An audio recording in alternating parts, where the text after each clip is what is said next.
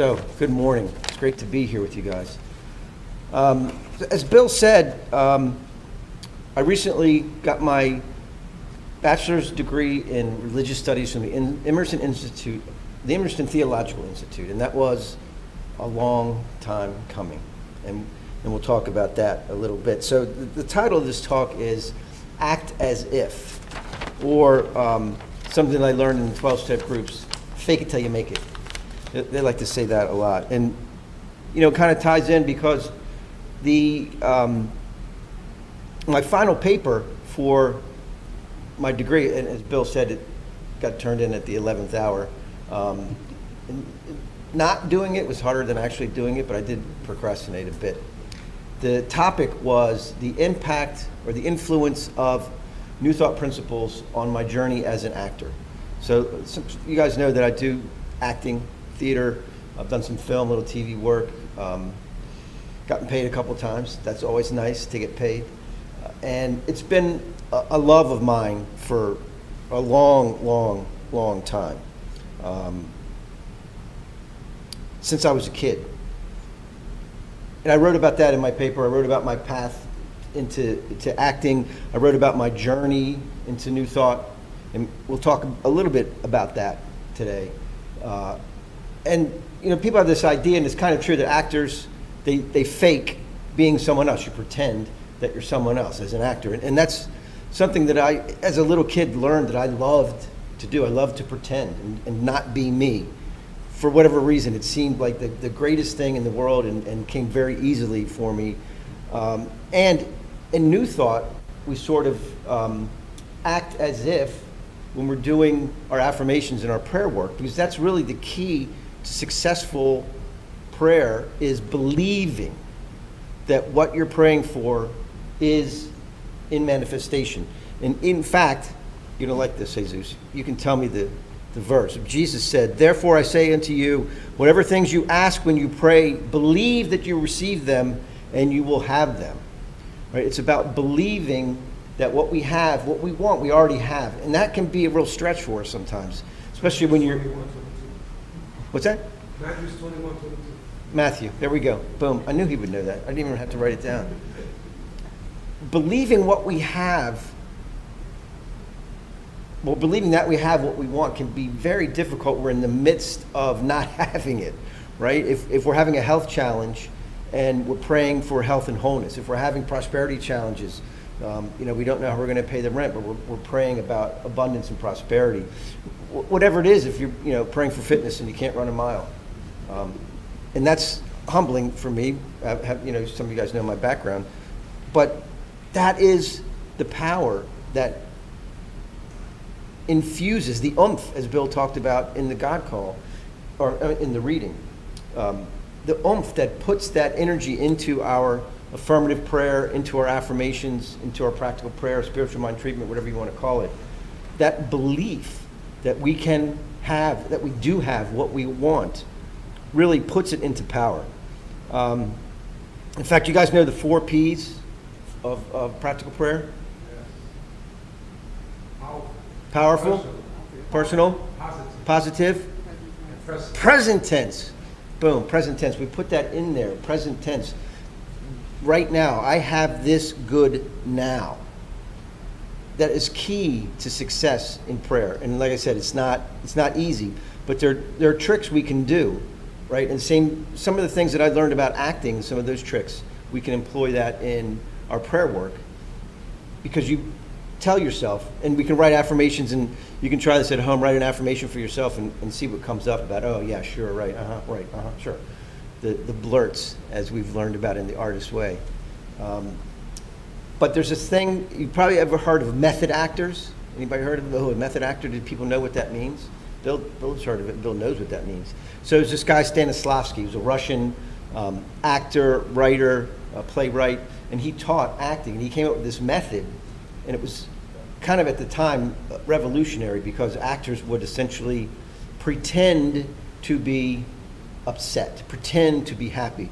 And this method he talked about was actually feeling that, being happy, being angry, being in love, not pretending, not acting like you were, but actually doing that and drawing on your own personal experience through life, which is called sense memory, or emotional memory that you can draw on. And we can do that in our prayer work as well. If we want joy and we're feeling really sad, we know there's times in our lives when we've felt joy.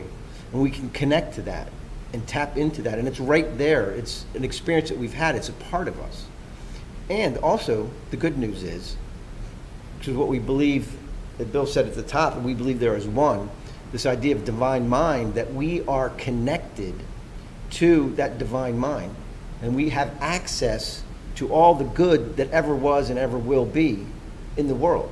So that good's available to us whenever we want it.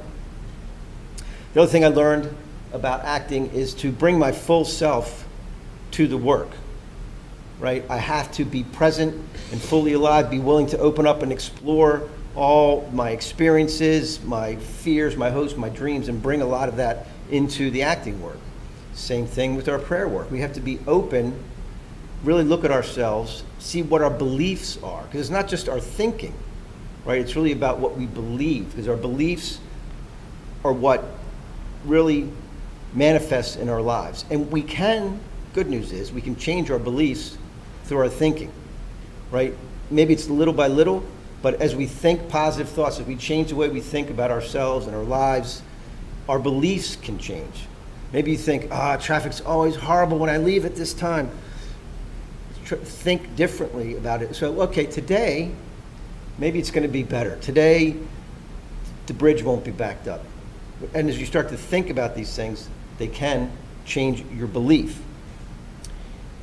Here's the other thing, and we can kind of work this around, but what I learned was talent is not enough. You have to do the work.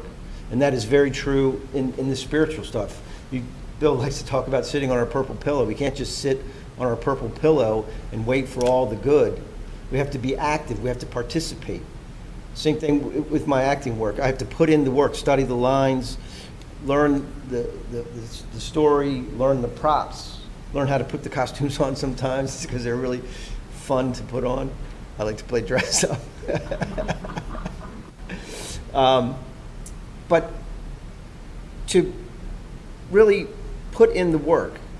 And I think it's an African proverb, pray and move your feet, right? To pray and then get out in the world and do the things. I had a teacher once who said, trust Allah, but tie up your camel. So it's the idea of putting your faith and trust into the prayer, into the infinite, into the universe, but then actually going out into the world and putting feet under it and doing the things that we're inspired to do when we open ourselves up to the universe. Ask questions. It's a big thing in theater and preparing a character. There's a list of questions you ask yourself. So what do I want as the character? What's in my way? Right? What just happened? Which is a great thing to think about when you open a door and you step out onto the stage. You have to know what just happened. What energy are you bringing into that? And those are great questions to ask for ourselves in our lives. Bill and Dave used to talk about John D. MacDonald and his 4 questions. Are you happy with the experience of life that you're having? Right? And if you're happy with the experience of your life you're having, right, you're done. If you're not happy, what do you want instead? What's in your way? Is that the 3rd one? I didn't write them down. I'm winging it. But the key one is, how will you know when you get it? How will you know what you have when you get there? Oh, I want to be happy. What does that look like? Oh, I want to be in love. With who? Where? What does that relationship look like? Oh, I want a good job. What does a good job mean to you? Right? Be specific with the universe. Have what Holmes called a mental equivalent for what you want to experience. This is what Ernie said. The mind is the fashioning factor, and according to its range, vision, and positiveness, will be the circumstances we experience. The mind is the fashioning factor. So you hold in your mind that mental equivalent, the idea, this is what I want. That's going to help you bring that into your experience. And the real question that I think is the most powerful in the acting process and in our experience of life as as people, as spiritual beings, as metaphysicians, as New Thought practitioners, because we're all practitioners, whether we have the stole or not, we are all practitioners. Where is the love? Where is the love? Because it's all love. Even when it doesn't feel like it, even when we can't see it, even when we're in the middle of the stuff that doesn't feel like love, love is there. And that's our challenge sometimes, to find the love. Where is the love? You know, Jo has talked about some experiences she went through with family stuff, and the thing that brought her through it all, and the thing she focused, there's only love. There's only love between us. There's only love. There's only love. And that is so true. Sometimes it's hard to see, but that's at the core of everything, because it's all love. We believe in the one power, love, intelligence we call spirit or God. We say that every day. Sundays. I say it every day. Just kidding, I don't say it every day. Love is the key. Love is the answer. Love is the way. So whether you're acting, whether you're performing on stage, whether you're taking people where they need to go, healing people, bringing music together, teaching, it's all about love, bringing love into the world through ourselves, right? Because we are unique expressions of the infinite, right? It's all one, it's all this one power and presence, but it manifests, expresses into the world as each of us individually. So there's never been anyone like you ever, and there will never be anyone like you ever again.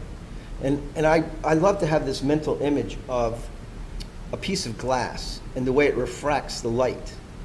You can hold it up and the light you can get a rainbow, right? Sarah, you get a rainbow on your wall and the sunlight comes through a certain way.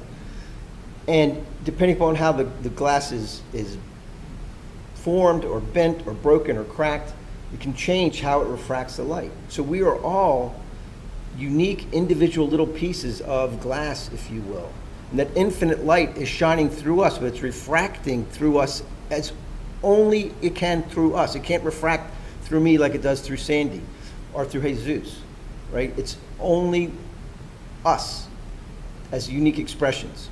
So find that love, express it into the world, right? And act as if, pretend, if you will, that you have what you want. How would you behave in the world? How would you show up in life? How would you feel if you had these things that you want, these experiences, this expression of life? And then go out and be that, do that, feel that way. Take time in your meditation practice to sit with that. If it's joy, if it's love, if it's freedom, health, wholeness. We've had those experiences. We can call up that sense memory, that emotional memory. We can tap into divine mind and channel that into our lives and into expression. So act as if, fake it till you make it, and you will make it. Blessings.